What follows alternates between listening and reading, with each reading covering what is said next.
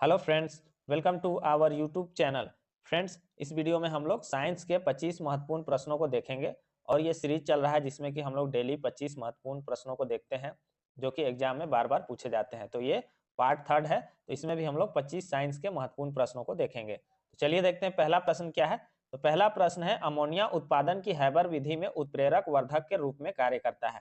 तो अमोनिया उत्पादन की जो हैबर विधि है उसमें उत्प्रेरक वर्धक के रूप में कौन कार्य करता है? तो इसका सही आंसर हो जाएगा ऑप्शन डी, मोलिब्डेनम। मोलिब्डेनम इसका सही आंसर हो जाएगा। अगला प्रश्न देखेंगे, किसी तत्व की परमाणु संख्या खाली स्थान की संख्या है। तो किसी भी तत्व की परमाणु संख्या किसकी संख्या होती है? तो वह प्रोटॉन की संख्या होती है। तो सही आंसर क्या हो जाएगा? किसी तत्व की परमाणु संख्या प्रोटॉन की संख्या है। अगला प्रश्न है, निम्नलिखित में से क्या लाल लिटमस को नीले लिटमस में परिवर्तित कर देता है? तो कौन सा है जो लाल लिटमस को नीले लिटमस में परिवर्तित कर देता है? तो सही आंसर क्या हो जाएगा? क्षार। क्षार जो है लाल लिटमस को नीले में और अम्ल जो है नीले लिटमस को लाल में बदल देता है। तो इसका सही आंसर क्या हो जाएगा? लाल लिटमस को नीले में कौन बदल देता है? तो क्षार। अगला प्रश्न है, नगर में पीने के जल को शुद्ध करने के लिए कौन सा कीटनाशक पदार्थ प्रयोग किया जाता है? ये पूछा गया प्रश्न है। तो इसका सही आंसर हो जाएगा, नगर में पीने के जल को शुद्ध करने के लिए किसका प्रयोग किया जाता है? तो ये किया जाता है विरंजक चूर्ण अथवा क्लोरीन जल। सही आंसर क्या हो जाएगा? विरंजक चूर्ण और क्लोरीन जल। अगला प्रश्न है, अमोनियम क्लोराइड का जलीय विलयन होता है। तो इस तरह से भी प्रश्न पूछा जाता है। तो अमोनियम क्लोराइड का जो जलीय विलयन होता है वह क्षारीय होता है। सही आंसर क्या हो जाएगा? क्षारीय। अगला प्रश्न है, नाभिक के रिएक्टरों में भारी जल का प्रयोग किस रूप में किया जाता है? तो नाभिक रिएक्टर में भारी जल यानी कि D2O का प्रयोग किया जाता है। वह किस रूप में किया जाता है? तो यह मंदक के रूप में किया जाता है। सही आंसर क्या हो जाएगा? मंदक के रूप में। अगला प्रश्न है, प्रकाश वायु की अपेक्षा कांच में मंद गति से चलता है क्योंकि? प्रकाश जो है वायु की अपेक्षा कांच में धीरे गति से धीमी गति से चलता है। इसका क्या कारण है? तो इसका कारण है वायु का अपवर्तनांक जो है कांच के अपवर्तनांक से कम होता है। तो इसका सही आंसर क्या हो जाएगा?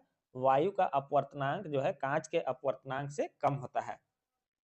अगला प्रश्न है, प्राश्रव्य तरंगे वे ध्वनि तरंगे हैं जिनकी आवृत्ति?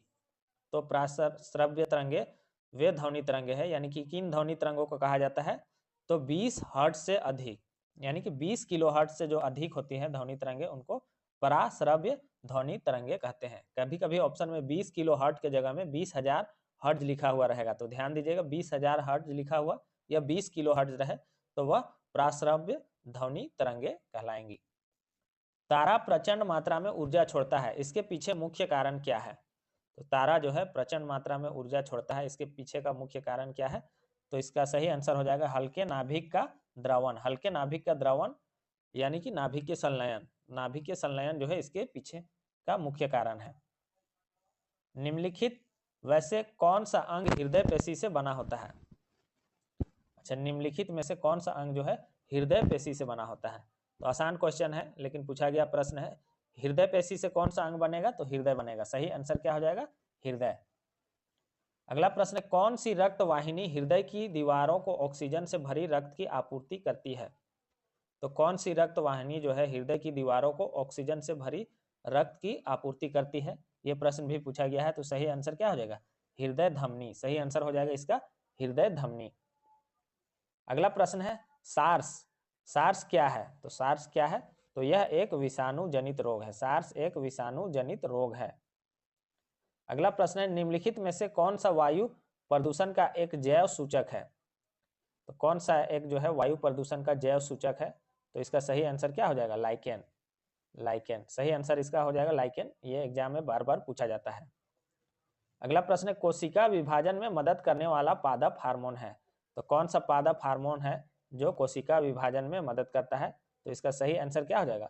साइटोकाइनिन। सही आंसर हो जाएगा साइटोकाइनिन। अगला प्रश्न है, कोशिका का ऊर्जा गृह पावर हाउस किसे कहा जाता है? आसान क्वेश्चन है, कोशिका का ऊर्जा गृह या पावर हाउस किसे कहा जाता है? तो ये माइटोकॉन्ड्रिया को कहा जाता है। सही आंसर क्या हो जाएगा? माइटोकॉन्ड्रिया। अगला प्रश्न है, कुकुरमुत्ता किस प्रकार का रोगाणु है? तो कुकुरमुत्ता किस प्रकार का रोगाणु है? सही आंसर हो जाएगा इसका कवक। सही आंसर होगा इसका कवक। अगला प्रश्न हम लोग देखेंगे, हवा में ध्वनि का वेग होता है।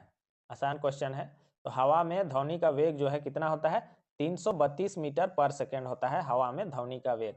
बाकी ऑप्शन भी हम लोग देखेंगे। 1490 मीटर पर सेकेंड ये जल में ध्वनि का वेग है, लगभग 1490 मीटर पर सेकेंड जल में ध्वनि का वेग है। 5130 मीटर पर सेकेंड ये जो है लोहा में ध्वनि का वेग है।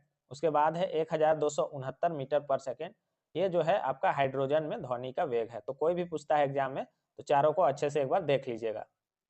सबसे बड़ा फूल है, तो सबसे बड़ा फूल कौन सा है, सबसे बड़ा सबसे छोटा इस तरह से पूछा जाता है। तो सबसे बड़ा फूल जो है आपका रेफ्लेसिया है, सही आंसर हो जाएगा रेफ्लेसिया सबसे बड़ा फूल है। और सबसे छोटा फूल कौन सा है, तो वोल्फिया, ये वोल्फिया जो देख रहे हैं ये सबसे छोटा फूल है। लोडेसिया, लोडेसिया जो है, लोडेसिया कहते हैं, ये सबसे बड़ा बीज है, सबसे बड़ा बीज है। और एक नाम है सिकोया, सिकोया जो है सबसे बड़ा वृक्ष है। तो ये सब आप देख लीजिएगा। शुद्ध जल का पीएच मान कितना होता है, तो शुद्ध जल का जो पीएच मान है वह 7 होता है, यानी कि यह ना तो अम्लीय होता है और ना क्षारीय होता है। इसका सही आंसर क्या हो जाएगा, शुद्ध जल का पीएच जो है 7 होता है। और वर्षा का जल होता है वही शुद्ध जल होता है। मनुष्य का वैज्ञानिक नाम क्या है, आसान क्वेश्चन है। मनुष्य का वैज्ञानिक नाम है होमोसेपियंस, सही आंसर हो जाएगा होमोसेपियंस। नेक्स्ट क्वेश्चन देखेंगे, कांच का पीला रंग किस पदार्थ के कारण होता है, तो कांच में जो पीला रंग होता है वह फेरिक ऑक्साइड के कारण होता है। सही आंसर क्या हो जाएगा, फेरिक ऑक्साइड। यहाँ पर कोबाल्ट ऑक्साइड दिया हुआ है, तो कोबाल्ट ऑक्साइड के कारण जो है कांच का गहरा नीला रंग होता है। गहरा नीला रंग जो है कांच में कोबाल्ट ऑक्साइड के कारण होता है। धूप चश्मा के लेंस में किस कांच का प्रयोग होता है, धूप का जो चश्मा बनता है उसमें किस कांच का प्रयोग होता है, तो सही आंसर हो जाएगा इसका क्रुक्स कांच का, क्रुक्स कांच का। आगे है क्राउन कांच, तो पुराना जो विद्युत बल्ब होता था वह क्राउन कांच से बनता था। सोडा कांच का प्रयोग जो है ट्यूबलाइट और बोतल बनाने में किया जाता है। और मृदु कांच का जो है उपयोग जो है परखनली, प्रयोगशाला में जो परखनली सब होता है वह सब मृदु कांच का बनता है। एक फैदम बराबर होता है, एक फैदम बराबर कितना होता है, तो एक फैदम बराबर होता है 6 फीट। सही आंसर क्या हो जाएगा, 6 फीट। अगला प्रश्न है, किस ताप पर सेल्सियस एवं फ़ारेनहाइट पैमाने का मान समान होता है, तो किस ताप पर सेल्सियस एवं फ़ारेनहाइट पैमाने का मान जो है समान होता है, बार बार पूछा जाने वाला प्रश्न है।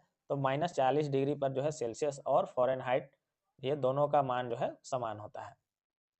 लीची का खाने योग्य भाग है, तो लीची का कौन सा भाग खाया जाता है, ये भी एग्जाम में पूछा जाता है। तो सही आंसर क्या हो जाएगा, लीची का खाया जाने वाला भाग है एरिल। तो यहाँ पर 25 प्रश्न जो है कंप्लीट हो गए हैं। वीडियो आपको कैसा लगा जरूर बताइएगा। चैनल पर नए हैं तो चैनल को सब्सक्राइब कर दीजिए, वीडियो को लाइक